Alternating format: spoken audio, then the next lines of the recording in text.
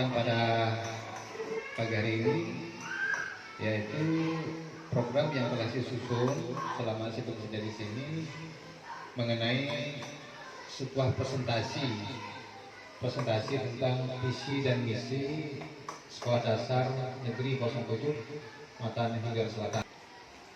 Lalu apa maksud dan tujuan presentasi visi misi sekolah? Nah, ini ditanyakan maksud dan tujuan presentasi. Terus,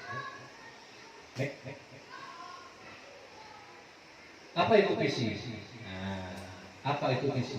Visi dalam hal ini merupakan cita-cita atau gambaran umum. Ini secara umum ya Bapak Ibu. Ketika kita ingin menyusun sebuah visi kaitannya apa itu, ini masih sifat umum. Merupakan cita-cita atau gambaran umum masa depan yang ingin dicapai sebagai arah dan tujuan yang hendak diwujudkan di masa depan dalam jangka panjang. Sekali lagi, visi itu adalah sebuah gambaran umum yang ingin dicapai untuk mencapai arah dan tujuan yang hendak diwujudkan di masa depan dalam jangka panjang. Apa itu visi misi sekolah? Nah, visi misi sekolah merupakan komponen penting dalam memandu arah dan tujuan suatu pendidikan. Nah, ini visi misi sekolah secara umum Bapak-Ibu ya, merupakan komponen penting dalam memandu arah dan tujuan suatu pendidikan. Nah, itu. Sebelum kita melaksanakan apa itu misi sekolah, khususnya di sekolah kita 07, secara umum, menurut ibu-ibu, kan di sini tidak ada bapak, ibu ya. Menurut ibu-ibu, apa yang akan terjadi jika sebuah sekolah atau katakanlah sekolah kita ini tidak memiliki visi dan misi yang jelas? Kira-kira menurut ibu-ibu apa? Kira-kira ini dah kasih gitu ya. Apa yang akan terjadi jika sekolah kita ini tak memiliki visi misi jelas? Kira-kira menurut tanggapan ibu-ibu, coba saya minta pendapat pendapat dari ibu-ibu, apa yang terjadi? Misalnya sudah sekolah, ya silakan Ibu Haji, terima kasih. Dan ya, Ibu Kaji. Silakan. Terima kasih. Ya. Di sini menurut Bapak Ibu, apa yang akan terjadi jika sekolah tidak memiliki visi dan misi yang jelas? Menurut pendapat saya, kalau suatu sekolah itu tidak memiliki visi dan misi yang jelas, sudah jelas ke depannya itu akan tidak terarah dan akan seolah itu mengambang apa yang akan kita capai. Karena tidak jelas visi misinya, jadi kurang mengambang lah istilahnya. Kemana bahasanya itu mengambang? Nah, tujuan tadi itu apa yang mau dicapai, kita masih mengambang, masih. Nah, itu makanya perlu visi dan misi yang jelas. Baik, itu jawaban yang cukup sekali. Mungkin ada lagi yang ingin menambahkan pendapat-pendapatnya, silakan. Lebih banyak lebih bagus. Kalau tidak tersusun visi yang jelas sebuah sekolah, maka yang terjadi akan tidak ada gambaran jelas, tidak memiliki tujuan yang pasti. Maka boleh dikatakan sekolah itu mengambang. Apa yang kita kerjakan itu nampaknya tidak ada kekuatan dasar yang kokoh. Mengambang dia, bahasa ngambang itu ya tahu lah gitu ya. Tidak ada arah tujuan yang pasti. Ada lagi ya mungkin yang lain yang lebih memperkaya.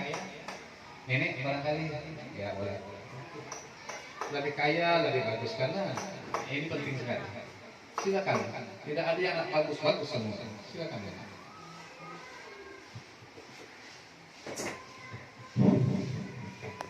Menurut pendapat saya, kalau suatu sekolah tidak mempunyai visi dan misi, berarti sekolah tersebut tidak ada tujuan. Artinya itu hambar, apa yang mau dicapai tidak jelas. Jadi sekolah wajib menentukan visi dan misi di sekolah yang ditempatinya. Terima kasih. Oke. Bagus sekali. Di samping mengambang juga bagaikan makanan yang kita olah, maka makanan itu tak ada garam, hambar tak terasa. Iya kan? Bahkan bisa-bisa saja mentis, bahasa gitu. Artinya tidak layak untuk dikonsumsi. Lah, kalau sekolah tidak memiliki visi misi yang jelas, Maka bagaimana kita meraih agar anak didik kita ke depan mencapai tujuan yang ingin kita capai. Baik, sudah cukup bagus. Kalau Bapak Ibu, Ibu-ibu sudah pada mengerti, kita lanjutkan ke program selanjutnya. Lanjut. Nah, ini pentingnya visi misi sekolah yang Bapak Ibu katakan tadi. Salah satunya di sini arah. Pentingnya visi misi. Kalau tadi ini saya kira hanya redaksi saja yang kita ungkapkan secara spontan, ya. Tapi maksud dan tujuan Bapak Ibu seperti ini. Pertama, visi misi sekolah itu mengarahkan, ya kan? Mengarahkan, artinya memberikan arahan yang jelas bagi seluruh warga sekolah untuk mencapai tujuan dan cita-citakan. Untuk mencapai tujuan yang dicita-citakan. Memberikan arahan yang jelas, arah berarti pedoman kepada seluruh warga sekolah. Siapa itu warga sekolah? Itu tidak hanya murid, tidak hanya peserta didik, tapi juga kita selaku pendidik atau tenaga pendidikan. Bahkan di dalamnya itu ada juga namanya organisasi yang namanya komite sekolah. Memberikan arahan yang jelas bagi seluruh warga sekolah untuk mencapai tujuan yang ingin dicita-citakan. Apa nanti tujuan nanti kita pendidikan kita nanti dari belakang. Kemudian yang kedua meningkatkan. Nah, kalau tadi pertama itu mengarahkan, yang kedua maka meningkatkan. Dengan visi misi yang inspiratif, maka warga sekolah akan termotivasi untuk mengembangkan dan meningkatkan kompetensinya dalam mewujudkan keinginannya atau visinya.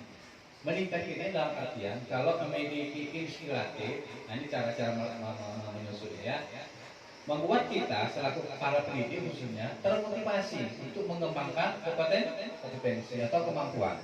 Lebih-lebih Bapak Ibu sekarang ini banyak tuntutan kita selaku pendidik yang termasuk dalam program-program IKM. Dengan ada IKM implementasi kurikulum merdeka ini, dan mungkin termasuk PNM, banyak guru-guru dituntut untuk meningkatkan kompetensi. Itu salah satunya. Kemudian berikutnya mendorong perbaikan yang berkelanjutan. Ini komponen ketiga daripada pentingnya visi misi sekolah itu, salah satunya diantaranya mendorong perbaikan yang berkelanjutan. Artinya menjadi dasar untuk melakukan evaluasi dan perbaikan secara terus-menerus demi kemajuan sekolah. Nah, itu artinya mendorong perbaikan yang berkelanjutan. Artinya ketika kita melaksanakan ini, kita sambil memulai atau memeriksa. Nah, memeriksa apakah masih visi-visi yang terus ini masih selaras dengan perkembangan kita ini. Ya, artinya salah satu itu mendorong perbaikan yang berkelanjutan. Artinya di dalam visi sudah kita tentukan.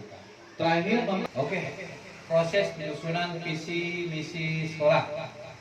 Melakukan analisis pasti identifikasi kebutuhan jangka panjang, semuanya sudah termaktub di atas. Merumuskan cita-cita kita, merumuskan keinginan yang akan dicapai oleh sekolah, itu jelas. Menyusun langkah-langkah strategis yang tertuai dalam penjabaran visi misi sekolah.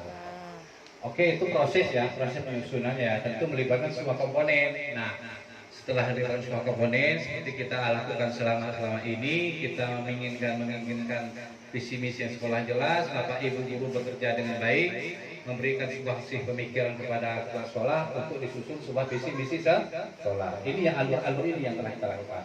Mari kita lihat selanjutnya, next. Visi misi Sekolah Dasar Negeri 07 Matan Hilir selesai. Visinya, misinya dari mana didapat? Tentu ini hasil karya kita bersama. Telah jauh-jauh sebelumnya kita telah berbicara, kita telah berkomunikasi bahwa Sekolah 07 Matan Selatan ingin memperbaiki secara berkelanjutan tentang visi misi. Ini diantaranya.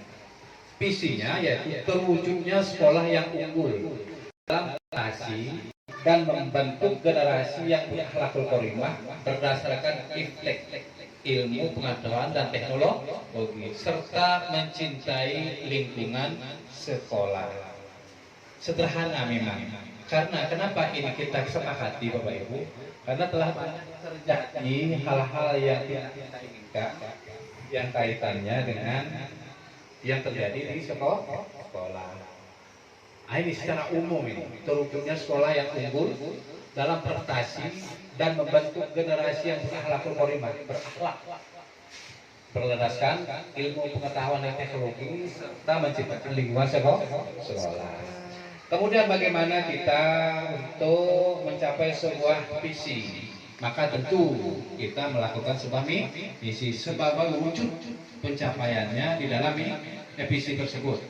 Nah, itu termaktub dalam misi. Misinya adalah ada 7, tidak salah. Pertama, melaksanakan pembelajaran yang aktif, inovatif, kreatif, efektif, dan menyenangkan. Kalau zaman dulu, zaman kita dulu kaji, ini zaman kita yang dulu ini, pelajaran ini disebut dengan pelajaran PAIKEM. Masih nggak ada? PAIKEM. Pembelajaran aktif, inovatif, kreatif, efektif, menyenangkan. Jadi singkat dengan PAIKEM. Ini hanya mengulas saja. Saya kira teman-teman guru sudah pahamlah apa itu aktif, inovatif, dan seterusnya. Lanjut berikutnya, meningkatkan karakter jujur. Nah, ini yang perlu kita siasati. Pengembangan daripada sekolah unggul artinya akan terlepas dari karakter jujur. Siswa kita jujur. Tidak hanya siswa kita juga jujur. Baik dalam pelaksanaan tugas maupun dalam pengelolaan administrasi yang lain.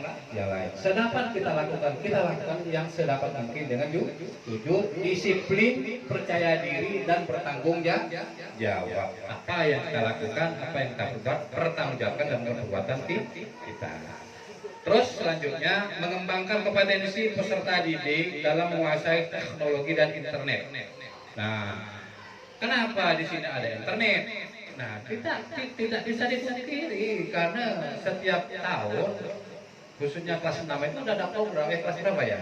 Kelas 5 telah ada program namanya itu ANBK itu ya, provinsi yang menerima itu. Makanya kita mau tidak mau anak kita ini kalau ada pegang elektronik seperti HP dan seterusnya itu jangan dilarang, akan tapi diarahkan.